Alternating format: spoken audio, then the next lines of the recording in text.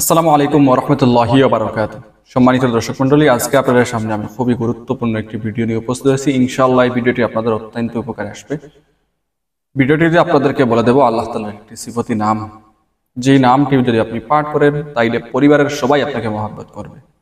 অনেক সময় দেখা যায় যে আমরা কোনো ডিসিশন নেব, ভালো ডিসিশন, একটা সিদ্ধান্ত আমরা উপনীত হয়েছি, কিন্তু এটা পরিবারকে মানাতে পারতেছি না। আপনার কোনো পছন্দের মানুষকে বিয়ে করবেন, এখন পরিবারকে মানাইতে পারতেছেন না। তো যেহেতু পছন্দের মানুষের কথা বলছি, এখানে একটু কথা বলে নেই। আপনি পছন্দ করেছেন একজনকে, এখন পরিবার মানতেছে না। এখন কোনো অবস্থাতেই কিন্তু আপনি পরিবারকে ডিঙ্গিয়ে ওই সিদ্ধান্তে যাবেন না। কারণ ভালোবাসাকে আপনি আগে পাল্লায় তুলবেন, পাল্লায় তুলে দেখবেন কোনটা অগ্রাধিকার বেশি। আপনি বলবেন আবেগের কারণে যাকে আপনি ভালোবাসেন তার অধিকার বেশি, আপনি তাকে অগ্রাধিকার বেশি দিবেন। কারণ মনে করবেন যে পরিবারকে আপনি বিসর্জন দিতে পারবেন, তাকে বিসর্জন দিতে পারবেন না। ঠিক আছে, এটা আপনি বলবেন। কিন্তু সচরাচর এরকম দেখা যায়, পরিবারকে ছেড়ে দিয়ে চলে যায়, যাওয়ার পরে দেখা যায় কয়েকদিন পরে আর সম্পর্ক নেই। কারণ বিয়ের আগের সম্পর্ক যতই ভালো সম্পর্ক হোক, এটা হচ্ছে অবৈধ সম্পর্ক। এই সম্পর্ক হয় শয়তানের পক্ষ থেকে, আর শয়তান কখনো চায় না আপনার ভালো হোক। এটা ভালো করে আপনি বুঝবেন। যদি জীবনে সফল হতে চান, এটা আপনি মনে রাখবেন। আর যদি আপনার মনে করেন যে না, কিছু করার নাই, তাহলে আপনার ওইদিকে একটু নজর দিয়েন। বা আমাদের কাছে যারা রোগী আসে, বেশিরভাগ দেখা যায় যে শুধু লুকিয়ে বিয়ে, পরিবারকে না জানিয়ে বিয়ে। এখন ছেলের পরিবারও মানে না, মেয়ের পরিবারও মানে না। ছেলে চলে গেছে, প্রেগনেন্ট মেয়ে, এখন কি করবে? ওইরকম সিচুয়েশনে পড়ার পর বোন আর ভাই কোনো রাস্তা আপনারা পাবেন না। ঠিক আছে, কাজে ওইরকম সিচুয়েশনে পড়ার আগে অবস্থা বুঝে ব্যবস্থা নেবে। আপনারা জোর করলে পরিবার যে কোনো অবস্থাতেই মানতেই হবে। কিন্তু বিয়ে করে ফেললেন, পরে পরিবারকে কেমনে মানাবেন? পরে পরিবার মানলো না, তখন কি করবেন? তখন একটা ছেলে হলে তার কোনো সমান কিছু হয় না, কিন্তু একটা মেয়ের একটা লাইফ একদম তছনছ হয়ে যায়। সুতরাং 2 দিনের দুনিয়া লাইফটাকে এত তছনছ করবেন না। কারণ যে বুঝতে হবে আপনাকে, যে পরিবার আপনাকে ছোট খাল থেকে লালন পালন করলো, আপনি যদি পঙ্গু হইতেন, আতুর হইতেন, লুলা লেংলা হইতেন, পরিবার আপনাকে ফেলে দিত না, কিন্তু আপনার বয়ফ্রেন্ড আপনাকে নিত না। ঠিক আছে, ওইরকম বুঝবেন। তো ওই পরিবারের মুখে চুনকালি দিয়ে আপনি চলে গেলেন, আল্লাহর গজব আপনার প্রতি পড়তো না? তো আল্লাহর রহমত হইতো। ছেলে যদি ভালো হয়, তারপরেও আল্লাহ তাআলা খারাপ বানিয়ে দেবেন, কারণ আপনার পাপের প্রায়শ্চিত্ত আপনাকে বুক করতেই হবে।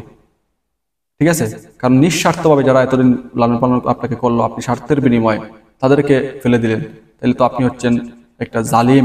তো আল্লাহ তাআলা আপনার বিচার করবে না? অবশ্যই করবে। হয়তো ভালো ছেলেও খারাপ হবে আপনার কারণে। সেই জন্য যারা ছেলেরা আছেন, বুঝে শুনে নিন। আপনার ঘর থেকে যদি একটা বোন কেউ নিয়ে নেয়, তাহলে আপনার কেমন লাগবে? আনন্দ লাগবে না?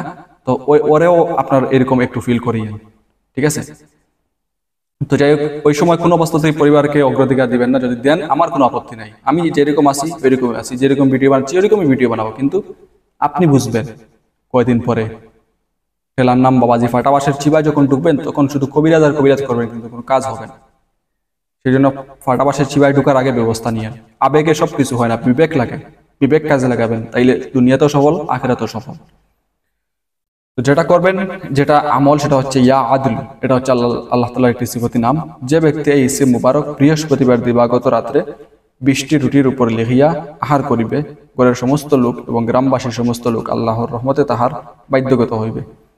তো ইয়া আদল, এটা বৃহস্পতিবার দিন হওয়ার পর যে রাত আসে, এই রাতটা হয় শুক্রবারের রাত। ঠিক আছে, কারণ আপনারা দেখবেন রমজানে আমরা তারাবি থেকে শুরু করি, অর্থাৎ তারাবি যে পড়ি, এটা রমজান ঢুকে যায়, কিন্তু ওই দিন আমরা কি রোজা রাখি? রোজা তো পরের দিন রাখি, রাত আগে দিন পরে। তো বৃহস্পতিবার, এক কথায় বৃহস্পতি মনে করেন আজকে বৃহস্পতিবার, আজকে তো বৃহস্পতিবার নয়, কিন্তু মনে করে নেন আজকে বৃহস্পতিবার। ঠিক আছে, বৃহস্পতিবার যাওয়ার পরে যে রাত আসছে, এটা তো আমরা সচরাচর মনে করি এটা বৃহস্পতিবার রাত। আচ্ছা, ওইরকমই মনে করেন ওই রাতে আপনি কি করবেন, ইয়া আদলু, এটা আপনি লিখবেন রুটির উপর, একটা বিস্কিটের উপরে লিখলেই হবে, সমস্যা নাই। একদম ছোট করে লিখবেন, কলম বা মার্কার দিয়ে লিখবেন একদম ছোট করে। কারণ হয়তো এই কালিগুলা, বেশি কালি আপনার পেটে গেলে সমস্যা হতে পারে, সেই জন্য একদম ছোট করে লিখলেন। 20টি রুটির উপরে 20 বার ইয়া আদলু এটা লিখলেন। লেখার পরে আপনি এগুলা যদি খান, অর্থাৎ ওই রুটিগুলা, ওই বিস্কিটগুলো আপনি খান, তাহলে আপনার পরিবারের সবাই এবং গ্রামবাসী সবাই আপনাকে মহব্বত করবে, ভালোবাসবে। যদি আপনি সৎ হয়ে থাকেন, উদ্দেশ্য সৎ হয়ে থাকে।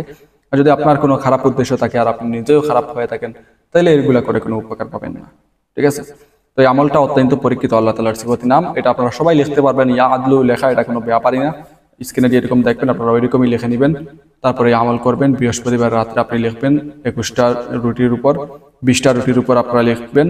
তারপরে আপনি যদি ওই সময়ে খান তাইলে তো খেয়ে ফেললেন, অথবা আপনি ধীরে স্থিরে খেলেও যে কোনো সময় খেতে পারবেন, কোনো সমস্যা নেই, ধীরে স্থিরে খেতে পারবেন, অসুবিধা নেই। এরকম আমল আপনারা করবেন। দেখবেন ওই 20টা রুটি আপনি যখন খাবেন আস্তে ধীরে খাবেন, ওই রুটিগুলা রেখে দেবেন, রুটি হোক আর বিস্কিট হোক। তারপরে ওইগুলো আপনার খাওয়া শেষ হওয়ার সাথে সাথে দেখবেন আর আমল আমি মনে করি না দ্বিতীয়বার আমল করতে হবে।